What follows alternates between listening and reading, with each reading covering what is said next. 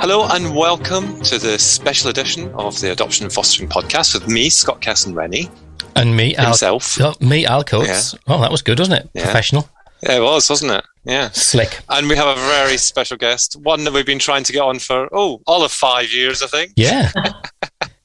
we had a misfire. It must be 4, at least. We did. Well, you did. Yeah. I wasn't there for that one, you could tell. Anyway, we are joined by Dr Karen Treisman. MBE. That's the one, yes. Everyone.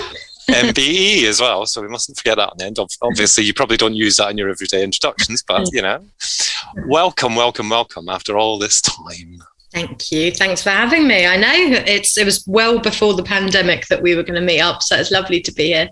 Yeah. And I think that was in the old days where we used Skype as well. That's wasn't it?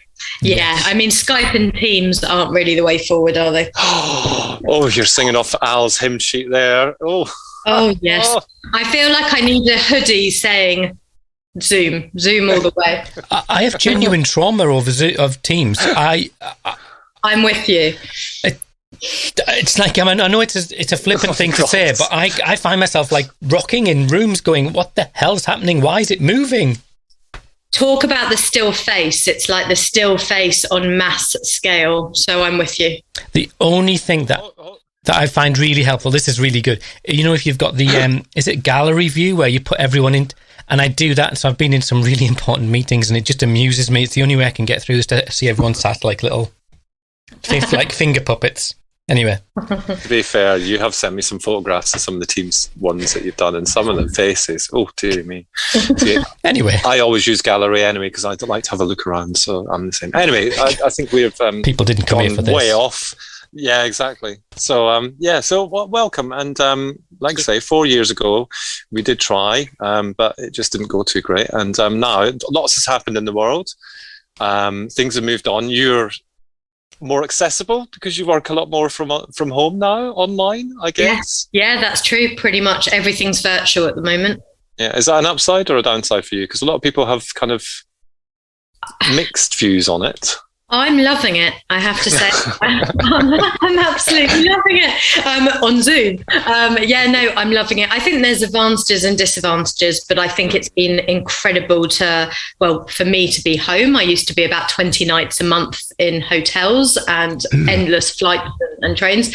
But I think it's just really lovely that kind of we can reach people from all around the world, that it's easy to go around childcare arrangements. You can be more anonymous. People can put their videos off if they're feeling they need a brain break. Actually, I've really enjoyed it. Yeah, that's interesting. Isn't it? So you'll never get you out of the house again? Is that what you're saying? I mean, it's going to take quite a lot of convincing. It's fair. Yeah, I think that's fair. I was looking through because I think people will be really familiar with your name and some of the books and some of the stuff. And I think that if you don't have to spend very much time online and see either a reference to you or because you've got quite a high presence, through your Twitter account and stuff. But actually, it's sort of woven into the culture that we're from, which is, I suppose, adoption and fostering, social work, trauma-informed schools, education. I mean, there's probably a zillion questions we could ask you, but really, I mean, could you tell us how you got to be Dr. Karen Treisman? How did that happen? Goodness, it's so hard when people ask that question because there's so many different threads and so many different things, but I guess I'll give you some of the abbreviated bits. I guess from a personal point of view, my grandparents were survivors of the Holocaust, then escaped and moved to South Africa and apartheid South Africa. Lots of my childhood was spent in Africa, super interested in sort of social justice and human rights and various different aspects like that. I was a carer for my mum who's got multiple sclerosis. So I think lots of those things very much from a personal point of view took me into the work. And then I kind of started doing lots of different work experience, including volunteering in different parts of Africa. I worked in a nursing home and then I worked in a residential home for children in care. And that was kind of my point of like, this is what I want to do. did various different psychology jobs as an assistant psychologist, as an occupational therapy assistant, all sorts, got onto the doctorate, and my specialist placement was in adoption and fostering. And I literally was like, there is nothing that I want to do more than this. And so basically from that time, for me, it combined everything I loved. It was working with thinking about the multi-sensory experience. It was working with the body. It was working with systems, schools, criminal justice systems, social services. I loved working with foster carers and adopters and the systemic approach, being really creative. It involved loss and grief, trauma, transition, survivorship. It was just everything, and across the lifespan and identity. So yeah, literally I was kind of, and then every job I had after that was somehow connected to fostering and adoption. So I was in the fostering team, I was in adoption teams, I was in child protection teams, child and care, and residential, and just kind of kept in that area. So that's kind of going back quite a long way. But that would make perfect sense if you were 85. Yeah, I was thinking the same as well, to be fair, because it's not nice, it's not polite to ask anybody of the age, never mind a lady, as we would have been told in the olden days. But I mean, you're nowhere near an age where you could have achieved all that. I mean, like You're questioning her validity. No, I'm not questioning that. I was just going to say, like, I've obviously had to have some dealings with you through work recently when I'm now working for Adoption Plus.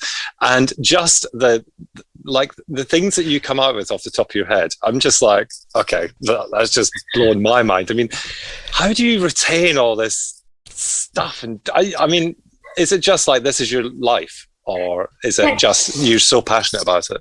You know what? A combination. Like I actually don't see myself as a particularly academic person at all. I'm much more a doer, but I honestly think I live, eat, breathe this work, and I am an absolute geek, and I'm really passionate about it. So, you know, to answer truthfully, you don't get to where I've got to without absolutely immersing yourself and sacrificing a lot of other stuff. I probably read 3 to 5 books about trauma a week. I'm constantly doing trainings, events. Like I am. I love it, basically. So yes, I am a geek in that way. Because I was reading through your CV, and it kind of the thing that's jumped off the page to me. So I was looking, all right, you've gone under, you've got a doctorate in clinical psychology, specialist trainings including EMDR, narrative therapy, dyadic development psychology, VIG, which I have no idea what that stands for. Video interaction guidance. Oh, sounds good. I'll go with that. And Theraplan, you got all of those. People build an entire career on each one of those, and that's enough for them. But it's maybe a bit of a personal question, so I'm not going to. You feel free to just tell me to bog off. That's But are you ambitious? I do a lot. Scott's disappeared. Are you? I mean, would you describe yourself as ambitious? Has that personal experience kind of like, is that the thing that's propelling you forwards? I think for me, it's a combination of I'm someone who likes complexity. I'm someone who likes lots of different pieces of the puzzle. I'm someone who likes variety. And so, for example, when I was working with children in care or children have been adopted, they presented with so many different experiences and different behaviours. And I often would sit there just thinking, I wish I could know more, or I wish I'd be able to have a larger treasure box to be able to draw on, because we know multi-layered complex things require that. And I think I also constantly wanted to be learning. And then I was doing lots of consultations for social workers who were like, help, we're sort of in this position and we're not sure. And I would be able to have, when you're trained in lots of different approaches, you're then trying to find what might fit for that child rather than trying to fit the child into the model. And and I didn't really want to work in reductionist ways. I was like, well, hold on a minute. Trauma impacts the mind, the body, the sensations. So I need to be able to have and still continue, so that hopefully I'm able to support either directly or indirectly the best that I can be in that particular area. That's really interesting, because as I've gone on, I started as an adoptive parent, just kind of a keen amateur, and then moved into being a social worker, and then developed different levels of training in different things. But often I see, I'm still part of those adoption support groups, and perhaps places that professionals don't necessarily get to. And you see people sort of, it's the idea of Maslow's hammer, that if you only got a hammer, every problem's a nail. And so often people will say, well, it's an attachment issue. Because that's their training, that's their lens, and I think, it might not be. We need, and so has that kind of that broader approach and that kind of the opportunity to draw on different tools. So you haven't just got hammers; you've got screwdrivers and chisels and spatulas and footballs. Yeah, I was going to go off on another tangent, but I'll rein myself back in. Completely. So for me, as we know, for example, if someone is highly qualified in cognitive behavioural therapy and feels more confident or comfortable in that, they're more likely to see things from that particular lens. Or if I've just gone on training about fetal alcohol, my attentional bias is more likely to be noticing anything that might be related to alcohol. And that can be really, really helpful. But for me, absolutely, I prefer to have a wide, broad, it's all to do with sort of trauma, so it's under that umbrella, but absolutely, so I'm hopefully able to think about those different elements and how they interweave together. That doesn't mean, there's still lots of other things that I'd like to train in and know and add and learn about. But yeah, and also I think it's finding something for different people, because let's say a lot of my work supporting foster carers or supporting adopters, I also might think that something might be helpful, but it doesn't fit with their interests or their personality or their parenting style. So I want to be able to be led by that person to, okay, I have the concept, but how can I find something that fits and suits you, because I need to be led by you because you're the expert of your own experience. So I think having a whole repertoire just means that it doesn't mean there's an answer, but it means there's more to draw on, I guess. Yeah. No, that's really interesting. But do you think that that you sort of cutting through across a broad spectrum of routes in, and do you think that there's sometimes that different therapies could get to the same place anyway?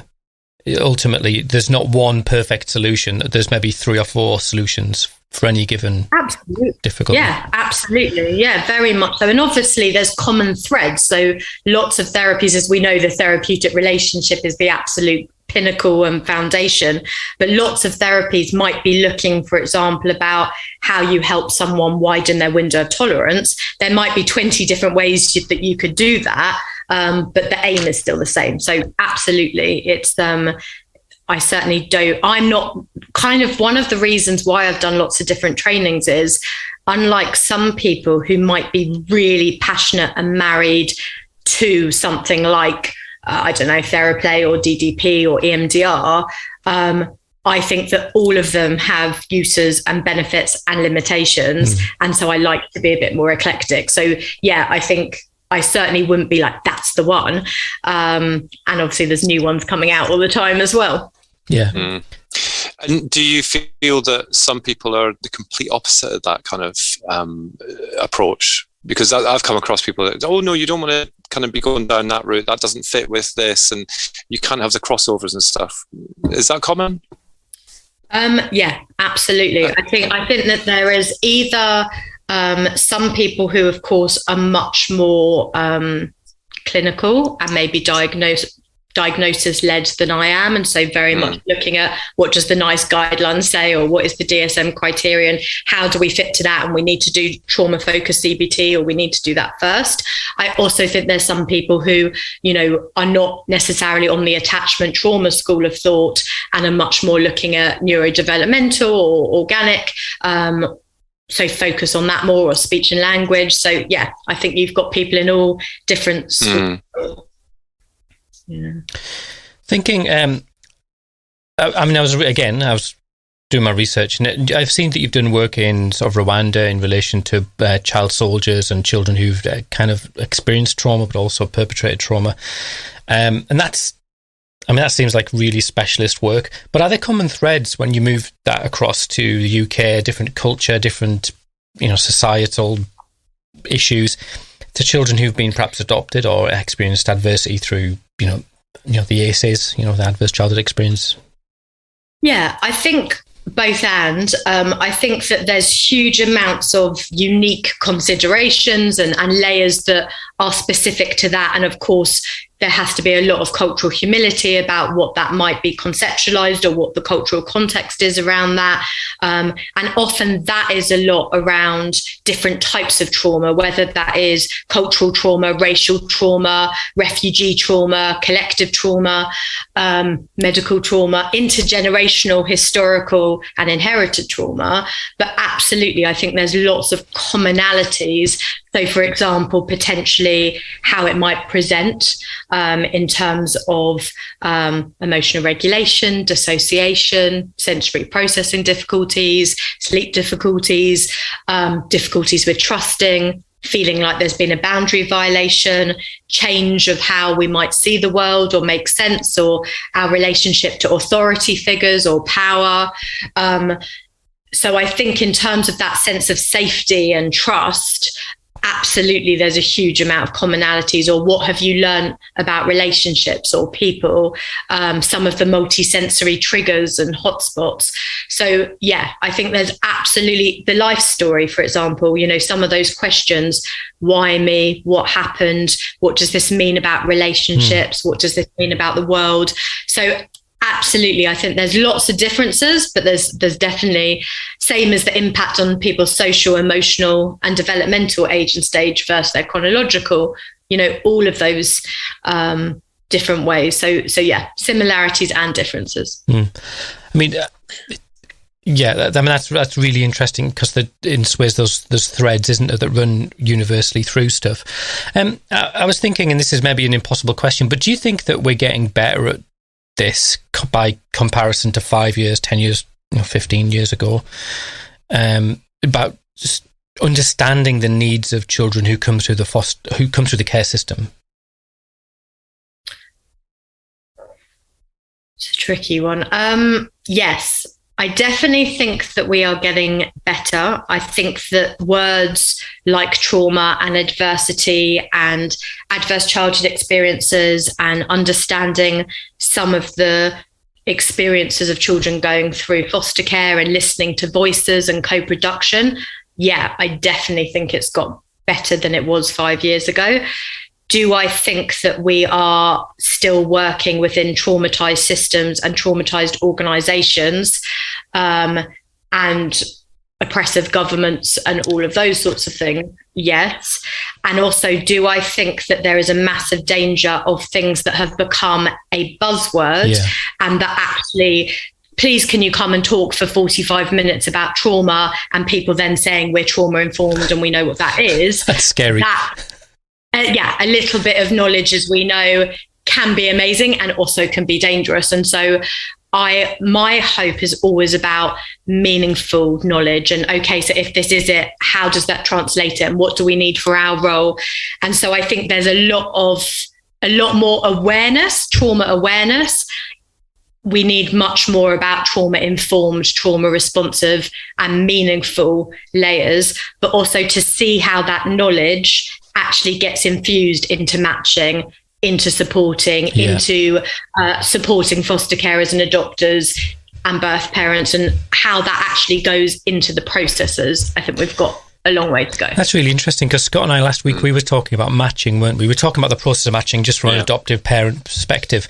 And we had someone who corresponded with us, wrote us an email about their experience. And there was a genuine sense of pain. People who'd totally invested in a child that they'd seen on Linkmaker, and they'd gone all in emotionally, and then it came to nothing.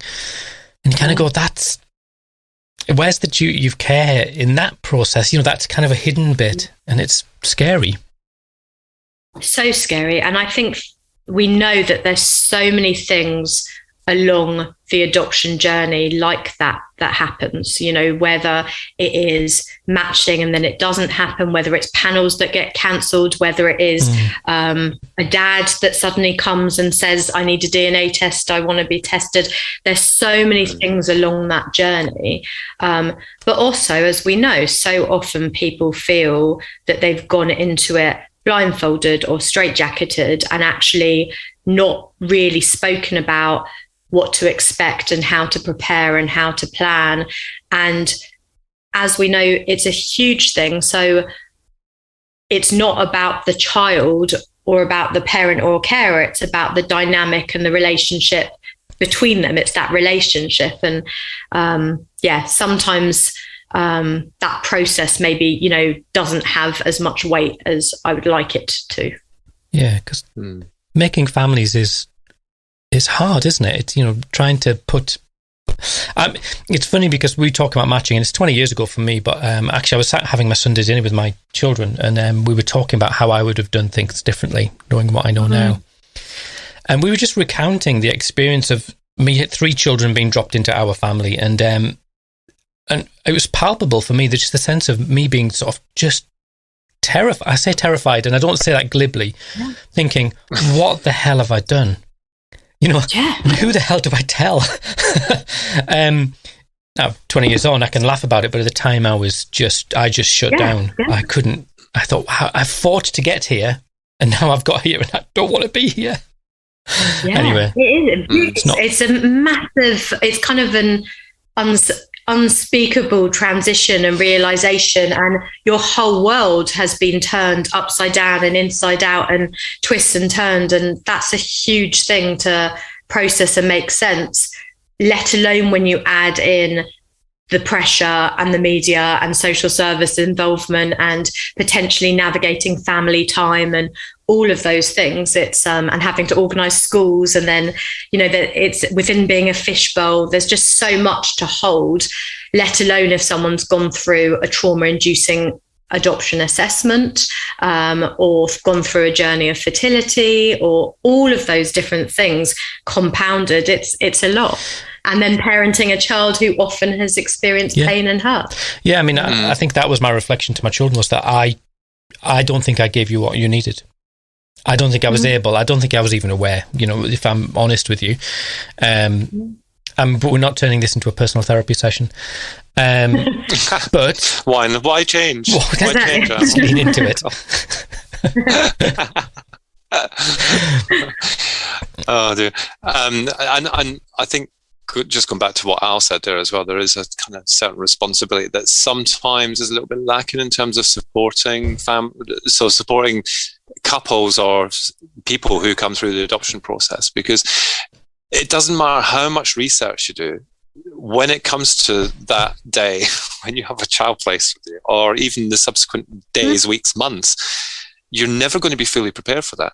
No. And I think that there's a lot of kind of professionals who see the placement as, okay, so that's parents already.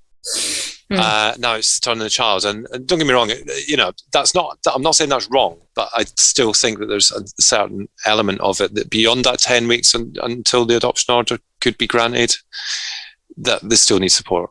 But of course, and legally, lifelong support, as we know, and that's not to say that everyone will need it, as we know that's not the case, but you know, we know that it's an ongoing journey and process, and different stuff might come up at different stages, at different ages, at different times.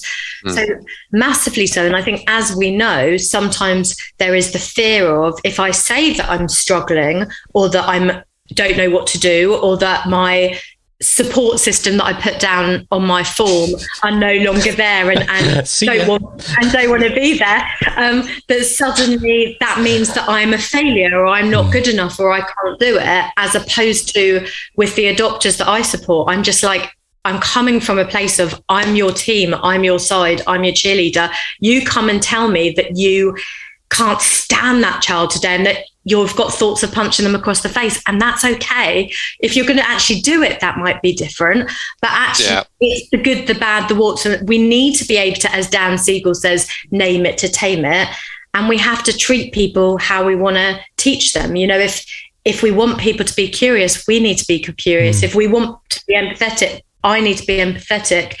And we know that, like, we need to nurture the nurturer. We need to care for the carer, because they're our greatest treasures. They're there 24/7. So, yeah, I think there needs to be a huge amount more support. And sometimes it's the practical stuff, isn't it? What do you say when someone says something to you at school, or they say that you don't look like that person, or it's the birthday? And sometimes it's the emotional stuff or something different. But absolutely, I'm massive advocate for having support and not waiting till there is a crisis. You know, it's easier to prevent fires than to put them out. Like, just to be able to call someone and say, I'm having a bit of an off day. Yeah.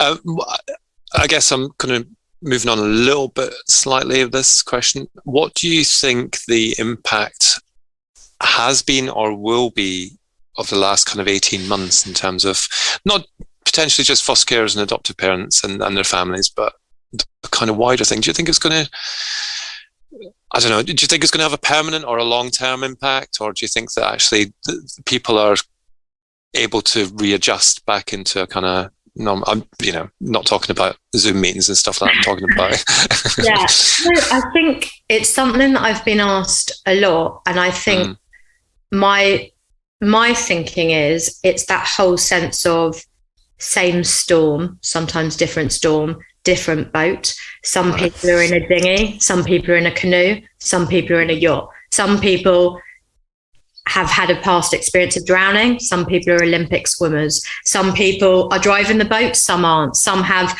a whole lighthouse and life-saving vest. My experience has been that it's been, for some people, one of the most distressing, dysregulating, triggering times. For other people, it's actually been a time of amazing connection, improvement, less bullying, less being touched, all sorts of positives. And for many, it's been on the corona coaster, and there's been twists and turns and ups and downs. And it's really hard because, for example, take adoption. With some of the children who I'm supporting, they are thriving. They have done better than they've ever done in this period. And there's other children who actually have really, really struggled, and parents and carers. So my sense is it will leave an imprint, because experiences and memories do leave an imprint. But I think a lot more of it is going to be, how do we name it? How do we acknowledge? How do we make sense of it?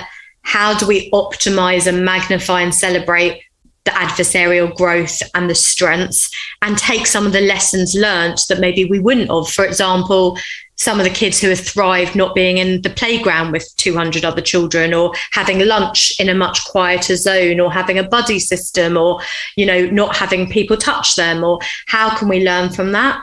And I think for those children who have struggled, we definitely need to up how much resource support that we do in supporting them transition back.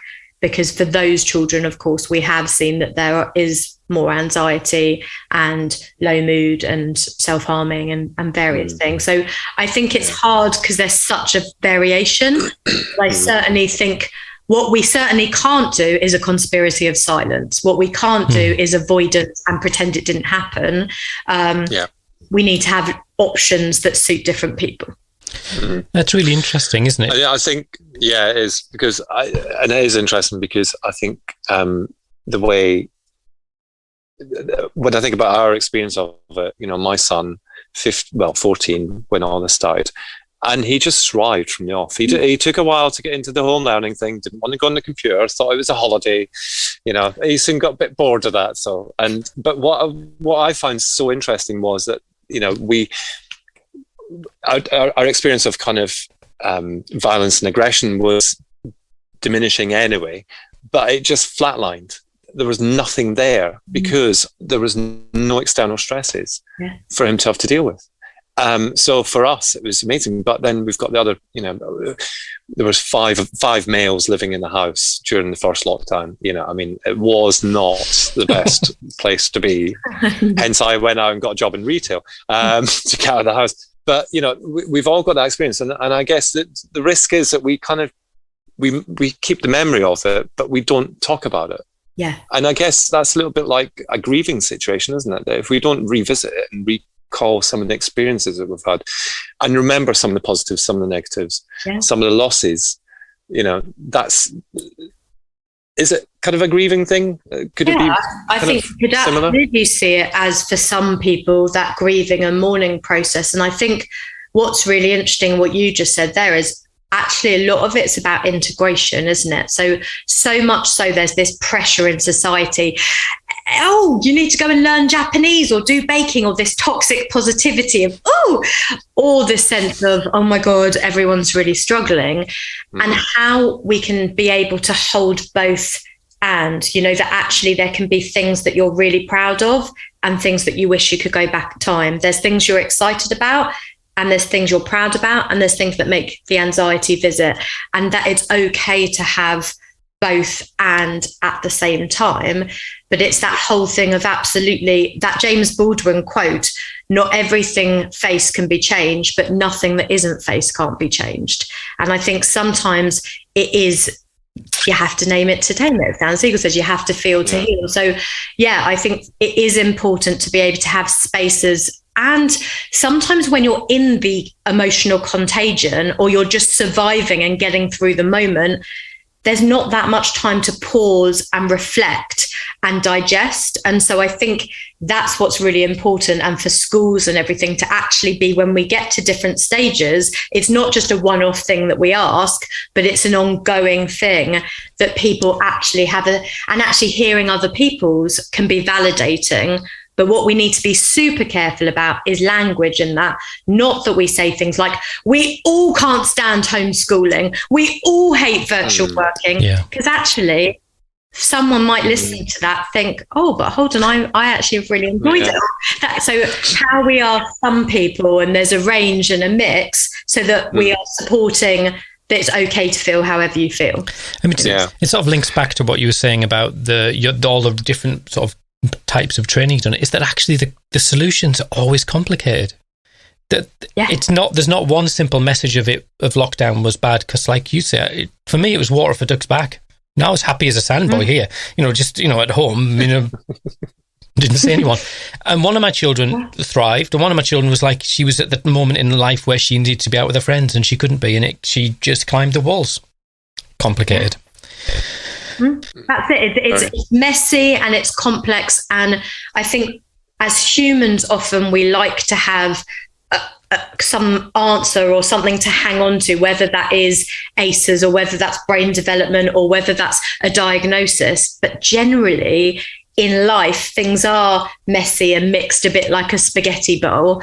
And so I think it's sometimes being able to sort of sit and hold all those possibilities at the same time. I think, like you say as well, language, because I find myself saying to everybody, oh, we've all had a tricky 18 months, but actually maybe we haven't had a tricky 18 months. Maybe actually people are just enjoying it. So well, maybe not enjoying it, but what I mean. Language is so important because it is, it's that sense of, and that's the permissive message, isn't it? That people can actually say, oh, well, I've actually felt quite differently, or it's holding that mind of the unique experience. And I think it's like, what has that person's meaning making and sense making been of what they've gone through? And it might change as well. And that's another thing. Just because I'm saying something today, I might feel something different tonight or tomorrow, and that's okay. Can I maybe return us a bit back to adopted children and foster children? And it's something that I think we've been thinking about, Scott, and we've been thinking about, there's an awful lot of focus on children when they're young, especially in adoptive placements. It's very much like, right, these children have experienced all kinds of adversity, all kinds of change, and we totally get that. But I think where I'm conscious of with my friends, and our children are now young adults and tweens, aren't they, that sort of age. And this idea of trauma manifesting itself when there's this sort of, forgive me if I articulate this question in a messy sort of way, but for me, often the stories of my children have been, it's like an onion that I've unpeeled. I've peeled back the layers, and each layer brings, it's the same information, but with their age, they understand their trauma more. It's like, oh, what it met when I was 6. When I'm 16, I go, really, now I understand what that means. And how do adoptive parents and foster carers as well support children with those developing traumas? Can we call them developing traumas? Yeah. I think it's a really hard one because there's so much that I could say, and without it in context, what I wouldn't want is to give people sort of advice that they go on to, because I think there's much more to it. But I think what I would say is a few things with that. Firstly, adolescence, as we know, can be a tricky time for identity, for transition, for falling down a memory time hole or a chain of pain, let alone that older, where we start to either get more independence, living alone, or going to a job or university, and then when people become parents themselves. So I think absolutely we need support across cradle to grave, womb to tomb, that whole lifespan approach. But I think partly that's why those early years and foundation is so important, so that when or if you do have a teenager who is struggling with some of those things and starts to connect the dots, that you have the relationship as the foundation, that they're able to come and ask or share or say, and that we've been able to think about, what am I going to say about when they start asking questions, for example, about something that's really painful or really difficult to talk about. But also, I think with teenagers, it's helping that sense of some of those new dilemmas coming in, whether it's social media and people getting in touch, whether it is bullying, whether it is thinking about sex, all of these new kind of areas, identity, who am I? I'm starting to look like a man or a woman. What does that mean? Who do I represent?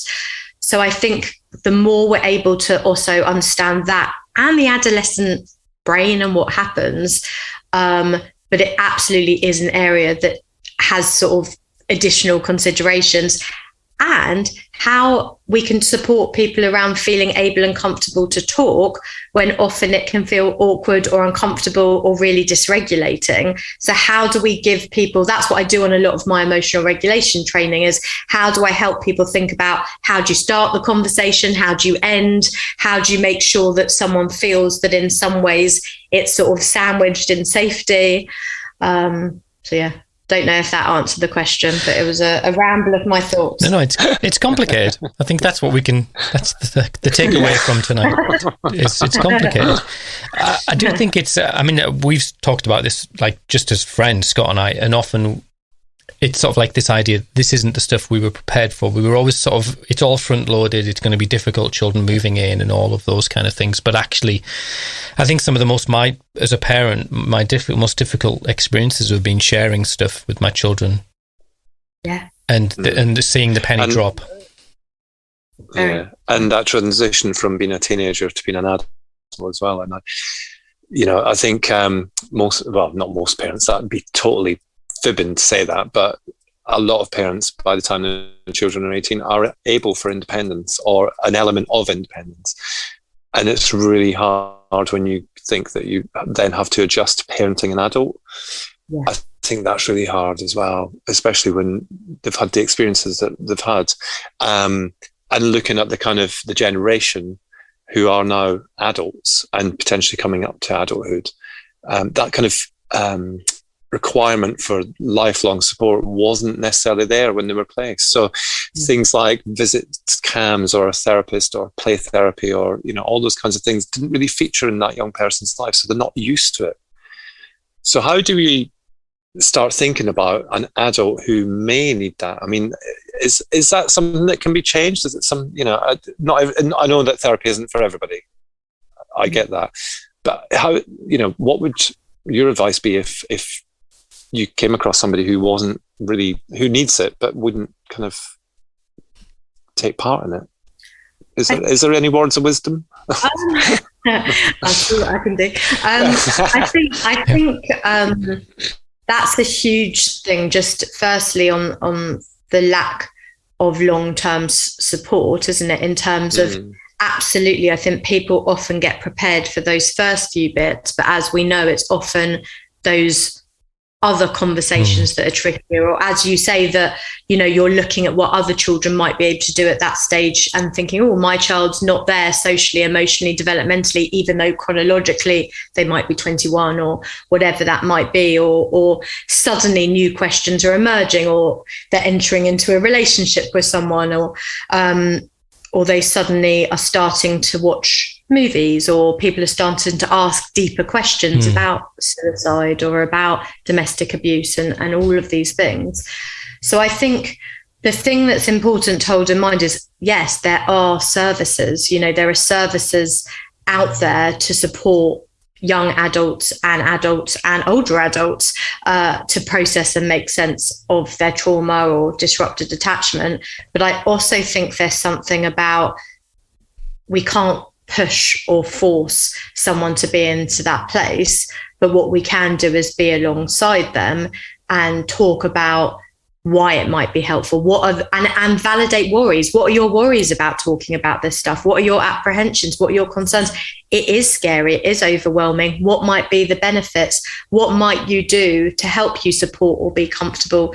Can you think of an example where you did talk or open up to someone and it was helpful? How can we anchor onto that to maybe use this? What are our hopes and wishes for the future? What would one path be? What might help us be able to support into that path? So I think partly it's sort of setting the scene, but also and it's not for everyone, but linking in with other young adults who have received support and help and why it was helpful for them, and hearing from people's peers can be quite useful. But again, if someone's not in a place for therapy, it's also how can we support the team around that person, whether it is the parents or carers with advice, or whether it is that person has a creative medium that they want to do it through rap or poetry or a diary because they're not in that place. But having the information and knowing that what you're experiencing is okay, is understandable, and giving those options, I think, is really important. Okay. I've got another question. Do you come in a pocket-sized version for people to buy? You've got everything else. You've got books. You've got. Oh my God! No, there's a thing like that. What would Karen say now? I mean, I'm only 5'2", Scott. You could probably fit me in your pocket, to be honest. Yeah. No, honestly. I mean, not with the pandemic extra weight, but size-wise. Well, you know. No, honestly, an app. What would Karen say now? App. Yeah, I know. Just generates random words that helps people feel better. Quote of the days, yeah. Are you optimistic for the future? Do you think that, because we've got a workforce, and I'm a social worker, and we've got a requirement for CPD, but are you optimistic that social workers and professionals around adoption, fostering, kinship, we've not talked about special guardianships, kinship arrangements, do you feel that the workforce is getting wiser, cleverer, more switched into this stuff? Or are you optimistic for the future? Yeah, I absolutely am. Like, I am all about being a hopeful disruptor and being a hopeful bearer and a hopeful sharer. Yes, I am working with some phenomenal local authorities all across the United Kingdom and Europe and America and Australia. And there are pockets of brilliance. And I absolutely think we are further along than we were. And so my hope is that we need to continue to marinate, and it will move. Is there a lot more that needs to be changed? Yes. And it does need to be in a meaningful way. But yes, I do think, particularly in social work, where, there's some social work practices that I'm doing 20 days of training for every practitioner, and supervision and reflective practice and consultation. And they have a clinical psychologist in every single team. And they have reduced the amount of children they work with to do more direct work. And so, yes, I definitely think there's more happening. I think the pandemic might have helped that, to actually realise, wow, we need to think about adversity and trauma and poverty and racial inequalities and all of that. But there's a lot more work to do. So we need to keep on championing and not pit against each other, work together. Yeah, because education is we've not mentioned education. And I think if we could probably do a podcast every week on education and get viewing figures out of the roof, because so many families find themselves careful with my words, not at odds, but there's just a little bit of friction. Sometimes a lot of friction. Sometimes, but it seems like it's the system. It's not necessarily the individuals. It's the system that they're fighting against. So, do you see hope there? Do you get called into schools and education? Yeah, I do. I get called into schools loads, both as a clinician and also as a trainer. So I do a lot of work with schools. That said, more of my focus is on social services. But again, I think there's some phenomenal schools that are really, really taking a much more human, relational, trauma-informed approach. And I think there's other schools that are still struggling maybe to have that lens. But I think so often we see things being mirrored in systems. So we've got children, for example, who've been in domestic abuse, parents at war, and suddenly we're at war with school, or school is at war with CAMS, and we recreate the sort of going against each other. And so I think it is, how do we get alongside? But also it's incredibly hard when you only have twilight sessions or 2 inset days to put certain things in. So yeah, I absolutely do things for schools. I think that there's a massive improvement. There's some amazing schools out there.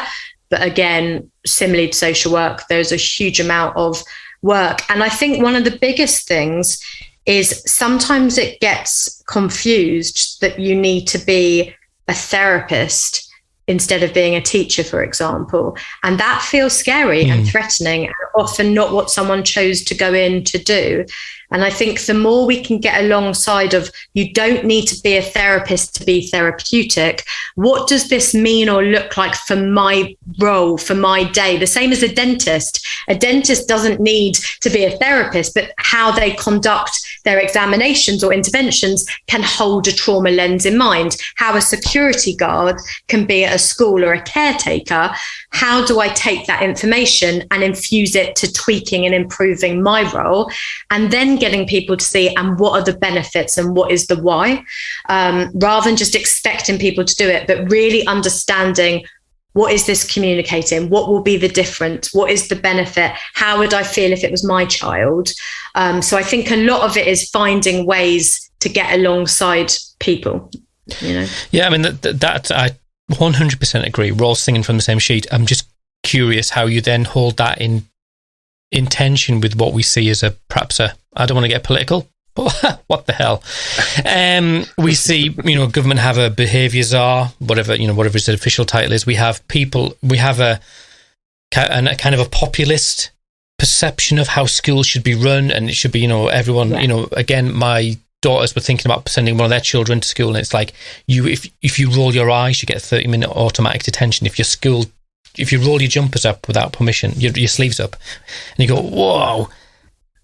Completely. And that's why, I have huge issues, as I'm sure you won't be surprised to know, with our education system. And so that's why, to me, getting into teacher training, to Ofsted, into, the Department of Education, and having some of those kind of changes at a wider systemic level is absolutely huge. And also championing the work of those who are doing something differently, and it's going really well, that we've seen exclusion rates drop and we've seen behavioural incidents drop, that we've actually got exemplar examples, because I think it's sort of holding those voices. But yes, absolutely, there's a long way to go to infuse that knowledge as a sort of, at the moment, it's the exception, and I hope one day it'll be the expectation. Yeah. That's a great example. Yeah, good answer. I'm conscious of the time. You have places to be, things to do, probably apps to write, books to write, novellas, films, painting, poetry, sculpture, anything else, paper mache. Have a cup of tea and all between it, yeah.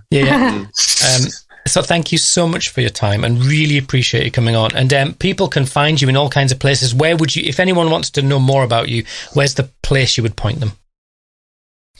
So Twitter, I'm super, super active as Dr Treisman. I've got a Facebook group, Safe Hands and Thinking Minds, and my website, which is www.safehandsthinkingminds.co.uk. And yeah, all of my books and cards you can get from Amazon if you're not into Amazon, from the publisher, Jessica Kingsley, or Google, and they are all there. And do you have a little stall on a Saturday outside your house where you sell them as well? Because you seem like you're a human dynamo. Little store. I mean, it's, giving Costco a run for its money. Excellent. Oh, dear me. Yeah. Scott's lost for words, which is just I am quite wonderful, really. Quite my mind is blown. Yeah. Oh, shut up. Karen, thank you so much. I really appreciate your time, because we know you're so busy. Thank you. And look after yourself and good luck. Thank you to both of you, and thank you for having such a fab podcast. It's lovely to be part of it. Oh, you. Oh, thank you. Oh no, yeah. Oh.